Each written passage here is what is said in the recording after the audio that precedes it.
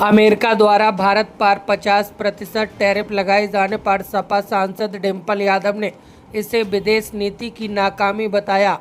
उन्होंने कहा, भाजपा ट्रंप के बयान का खंडन नहीं कर रही है तो इसका मतलब सच है, बेरोजगारी बढ़ेगी। संसद में वोट चोर गद्दी छोड़ नारे का समर्थन करते हुए डिंपल ने कहा कि 80 लाख नाम मतदाता सूची से हटाए गए, चुनाव आयोग चुप है। बिहार चुनाव पर उन्होंने भाजपा पर लोकतंत्र को कमजोर करने का आरोप लगाया।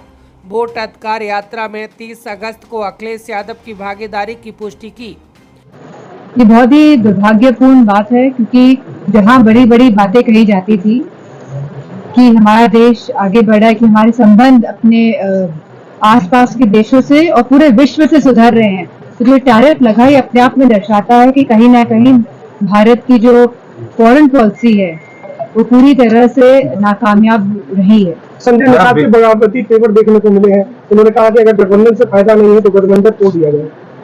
ये तो उनके आपस की बात का समझ। बिहार में चुनाव है और वोट चोरी का मुद्दा विपक्ष लगातार उठा रहा है। ये लगातार पूरे संसद में SIR का मुद्दा हम लोगों ने पूरे विपक्ष ने मिलकर उठाया, और मुझे जिस तरह से डिटेल्स पता चली हैं कि जहां वोट बढ़ाए जाते हैं, जहां वोट कटाए जाते हैं, जहां शासन और प्रशासन का प्रयोग किया जाता है, कहीं ना कहीं डेमोक्रेसी को डिस्टेबलाइज करने में पूरा भारतीय जनता पार्टी की सरकार लगी हुई है। मैडम मैडम सर, जब से सरकार आई है बीजेपी की, तब से लेकर अभी तक मैडम इन्होंने क्यों नहीं किया चोरी वाला मैडम? क्योंकि लगातार जब हम गांव में जाते हैं, लोगों के संपर्क में आते हैं, लोग कहते हैं हम वोट तो देते हैं लेकिन हमारा वोट कहाँ चला जाता है। हम चाहते हैं तो आप लोग आए सरकार में, लेकिन वोट देते हैं लेकिन वोट कहाँ चला जाता है। तो अब पूरी पारदर्शिता से ये समझ आ रहा है कि भारतीय जनता पार्टी हर हथकंडे अपनाती है और सभी इंस्टीट्यूशंस का प्रयोग करके कहीं ना कहीं हमारे संविधान और हमारे डेमोक्रेसी जो प्रजातंत्र है उसको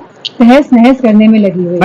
यात्रा निकली थी, उसमें क्या राष्ट्रीय अध्यक्ष जी शामिल होंगे वोट अधिकार यात्रा में? जी, बिहार में जो यात्रा है उसमें 30 तारीख को प्रोग्राम है। संभव घटना को लेकर के न्याय कमेटी का गठन कर दिया गया है। न्याय घटना को लेकर न्याय आयोग की संभव घटना की रिपोर्ट आई है, उसमें कहा गया कि ये घटना पूर्व विरोधी षड्यंत्र था और न्याय आयोग की टीम गठित कर दी गई है। लगातार देखने को मिल रहा है, जब भी कोई बहुत ही विशेष मुद्दा होता है तो उस मुद्दे से भटकाने के लिए भारतीय जनता पार्टी के लोग या उनका गुट कोई ना कोई इस तरह के प्रकरण करता है जो लोगों के बीच में भ्रम फैला सके और सही मुद्दों से ध्यान भटका सके। मैडम, जो अभी कानून आया है युद्ध में लगातार हो रही कि CM और PM जो भ्रष्टाचारी अगर होंगे तो 30 दिन का जो टाइम दिया गया, तो उसमें अन्य मंत्रियों को क्यों नहीं शामिल किया गया है? नहीं, हमें सोचना पड़ेगा कि इस तरह का अधिनियम लाया क्यों गया, विधेयक क्यों लाया गया संसद के अंदर। ये इसीलिए लाया गया, कहीं ना कहीं सरकार नहीं चाहती कि डेमोक्रेसी रहे, क्योंकि अगर आप चीफ मिनिस्टर को ही भेज देंगे जेल में और वो भी कोई पुष्टि नहीं है, और खुद जहाँ हमारे जो चीफ मिनिस्टर साहब हैं उन्होंने अपने आते ही अपने ऊपर के मामले हटाए कि नहीं हटाए। कल ही प्रेसिडेंट डोनाल्ड ट्रंप का बयान आया है कि मैंने धमकाया, कि मैंने कहा कि 24 घंटे में आप युद्ध विराम कीजिए और युद्ध विराम 5 घंटे में हो।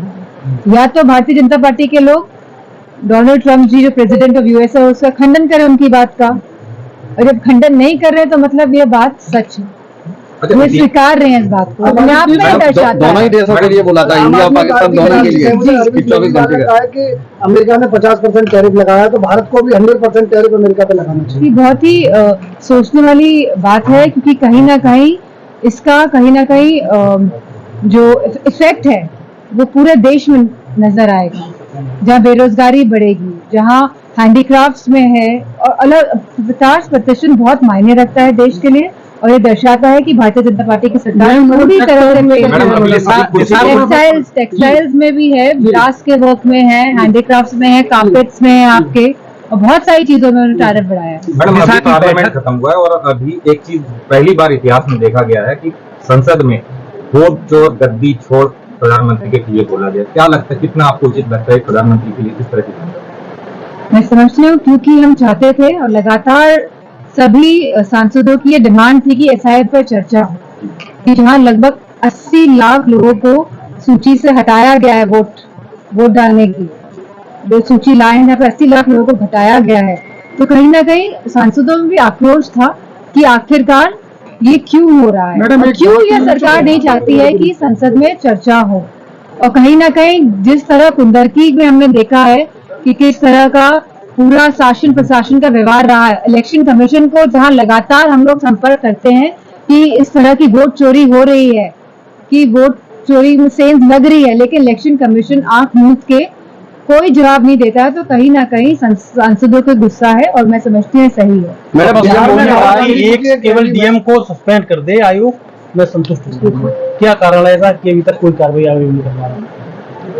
ये हम शुरू से कह रहे हैं कि आयोग सरकार के साथ मिला हुआ है, और सरकार के इशारों में ही आयोग काम कर रहा है। महंगाई की बात सर ने कहा है कि बाहर के लोग अगर भारत में रह रहे हैं तो कौन सा बड़ा गुनाह हो गया, इनको संरक्षण दे देना चाहिए। कहीं ना कहीं लोगों कहना है रोहिंग्या मुसलमानों को समर्थन देते अब बताइए, रह तो रहे हैं, अब बांग्लादेश से रह रही है ना।